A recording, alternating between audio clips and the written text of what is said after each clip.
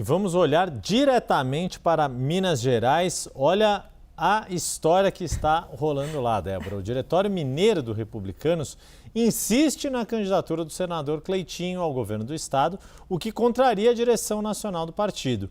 Para a gente entender tudo quanto é caroço nesse angu e conseguir ter clareza do cenário, precisamos da ajuda de Edilene Lopes.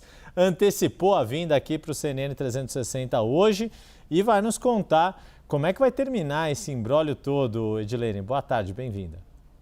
Boa tarde, Yuri. Boa tarde, Débora. Boa tarde a toda a nossa audiência. Como vai terminar, eu não sei. Eu só sei que tem mais um capítulo do filme A Volta dos que não foram.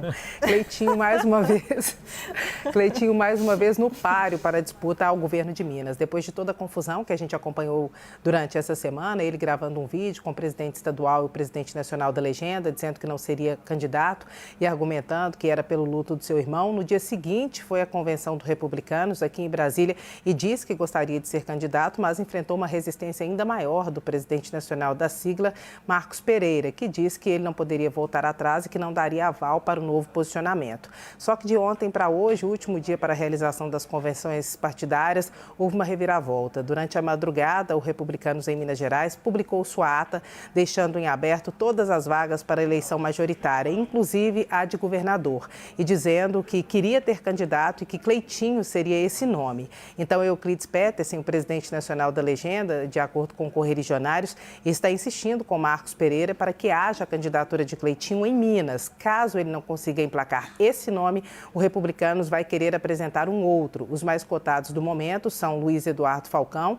ex-presidente da AMM, e que seria o vice de Cleitinho, inclusive um dos pivôs dessa briga, porque Cleitinho insistia que ele fosse o candidato a vice e esse era um cargo também em disputa na chapa, e até Gledson Azevedo, que foi prefeito de Divinópolis, irmão de Cleitinho, também é uma possibilidade de candidatura própria do Republicanos neste momento. Então, o partido em Minas bate o pé para que Marcos Pereira aceite uma candidatura no estado. Não podemos ser inocentes e também não quero alugar um triplex ou um prédio inteiro na cabeça de ninguém, mas temos que pensar que partidos grandes, como Republicanos e União Brasil, que normalmente não têm candidaturas próprias à presidência da República, disputam outros cargos tão importantes quanto, só que não em outubro, durante ou a cada 4 anos. Isso acontece a cada 2 anos no Congresso Nacional. É a disputa pela presidência da Câmara e a disputa pela presidência do Senado. Então, não podemos desconsiderar que talvez o Republicanos Nacional nunca tenha cogitado a possibilidade de uma candidatura em Minas e o tempo todo está negociando para reeleger o Hugo Mota à presidência da Câmara dos Deputados. As negociações de quem não disputa as eleições no Brasil passa também pela disputa do comando do Congresso Nacional. Então, União Brasil e Republicanos fazem isso muito bem. Hoje comandam as duas casas e as negociações que ocorrem nesse momento podem ser porque eles estão pensando lá na frente. Então, a possibilidade de Cleitinho não ser candidato, ela é real, ela existe, mas o partido em Minas insiste até porque há um clamor popular. Muitos deputados federais, muitos deputados estaduais e candidatos sem mandato pressionando Marcos Pereira, porque Cleitinho, com seu posicionamento, acabou angariando bastante apoio, inclusive de figuras públicas, recebeu o apoio e vídeo de Ratinho, o apresentador, Gustavo Lima também ligou para Cleitinho, outros cantores sertanejos, e agora há essa pressão e ninguém quer sair mal nessa história. Então, a pré-candidatura de Cleitinho está, a princípio, mantida por vontade do Republicanos em Minas Gerais, embora não aceita pelo Republicanos Nacional. E, segundo fontes do partido, Cleitinho está com 200% de disposição e não vai mais desistir. A ver o que nos reserva o futuro, porque até agora uma reviravolta atrás da outra e cada hora um plot twist carpado e cada mergulho sendo um flash na eleição em Minas Gerais. E Yuri e Débora. Ai, Edilene, eu tô rindo aqui, porque é o seguinte, as metáforas que você faz, elas são muito pertinentes, porque é exatamente isso, e vira e vai, dá 3 piruetas e bate e volta.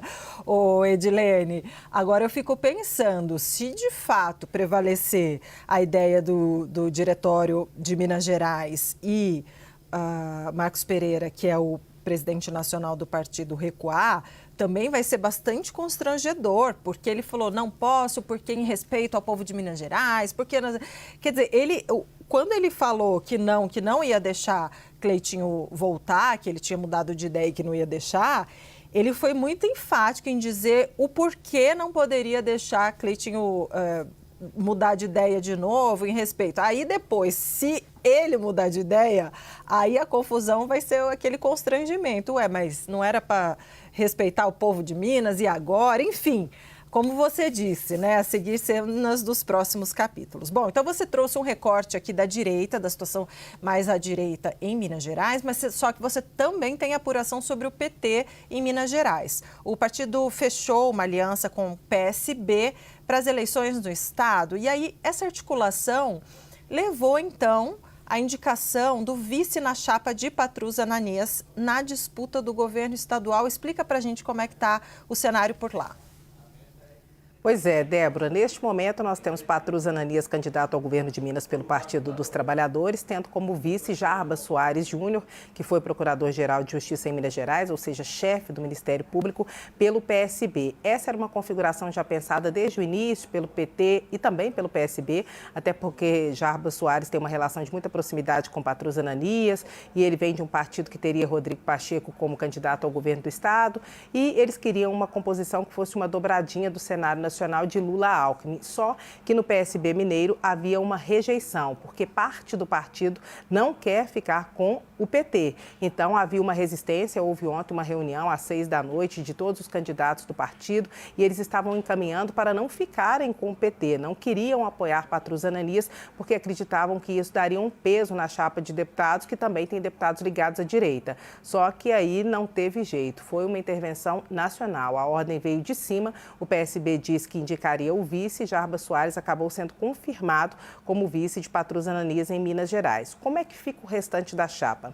Marília Campos, ex-prefeita de Contagem, petista, um nome muito forte em Minas Gerais, continua e permanece sendo a principal candidata ao Senado, só que ela enfrenta também ali uma dificuldade interna, porque a segunda vaga para ganhar a composição de toda a esquerda em Minas ficou com o PSOL, com a ex-deputada federal Áurea Carolina. E essa não era a primeira opção que queria Marília Campos, porque há uma avaliação da campanha dela que haverá uma divisão de votos e que isso pode ser ruim, inclusive arriscar a cadeira do PT ao Senado. Só que não teve jeito. Para fazer a composição, tudo tem um preço, o preço foi caro, temos uma chapa com a União, segundo o Partido dos Trabalhadores, no melhor cenário que poderia acontecer, com PT, PSB, Rede, PSOL, PV, agregando além da federação outros partidos de esquerda, mas isso teve um preço e pode ser que abale as estruturas dentro da própria chapa. Mas fato é que PSB conseguiu fazer sua composição com PT, mesmo que a contragosto de uma parte considerável da legenda em Minas Gerais. O Edilene, e aí, enfim, já abordamos aqui alguns dos partidos, também o PDT fechou uma aliança com o cargo de vice sendo ocupado por um tucano, é isso? O que você nos conta da chapa de Alexandre Calil?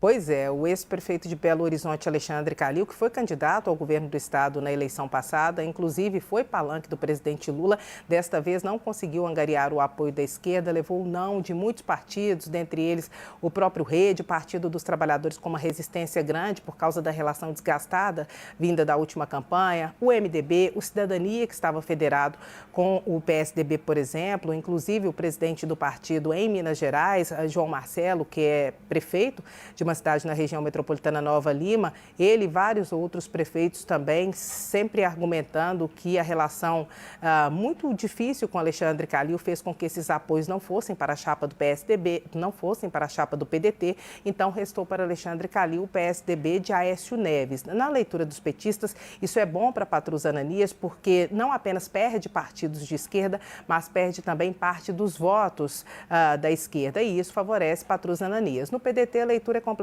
diferente. É que o PSDB agrega votos de centro e de direita e pode fortalecer Patrus. Inclusive, eles terão apenas um candidato ao Senado, que deve ser o deputado federal Mário Eringer, que deve ser candidato único, e aí eles vão formar a chapa com esses três nomes. O indicado para vice foi Carlos Mosconi, que foi deputado federal durante muitos anos, um dos fundadores do PSDB, e aí essa conformação está posta agora e Calil pode enfrentar um desgaste, acumulando também o desgaste do ex-senador e deputado federal Aécio Neves, que não é candidato a nenhum cargo, mas o PT acredita que a união dos desgastes desses dois possa prejudicar a chapa de Calil e favorecer Patrus Ananias, que conseguiu levar para sua chapa todo o campo da esquerda, deixando, nesse caso, Calil isolado e com apoio de um partido de centro-direita, o que pode fazer com que ele perca apoio de parte da esquerda, que ele já teve no passado, inclusive na última eleição. Yuri e Débora.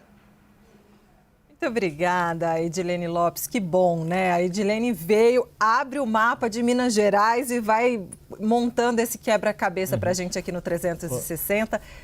Diga. Não, Débora, não, e só para complementar, né, que ainda falta a definição lá no PL de Flávio Roscoe, que deve anunciar quem vai ser candidato a vice. Há uma expectativa para uma entrevista coletiva que ele ainda vai dar ainda hoje. Então, para ver como tem notícia saindo deste caldeirão político que é Minas Gerais. Obrigada. Inclusive, Yuri e Débora, só para complementar, o PL colocou a candidatura de Flávio Roscoe, que está posta e anunciada por Flávio Bolsonaro, mas o partido tentou até os 45 do segundo tempo compor uma aliança, primeiro com Cleitinho e depois avaliou até o próprio Matheus Simões para ter um palanque mais robusto, levando o Zema para essa chapa e fazendo com que ele desistisse da presidência da República. Ontem ainda teve figurão do partido insistindo nisso, mas daqui a pouco a gente pode voltar nesse assunto. A política mineira não para.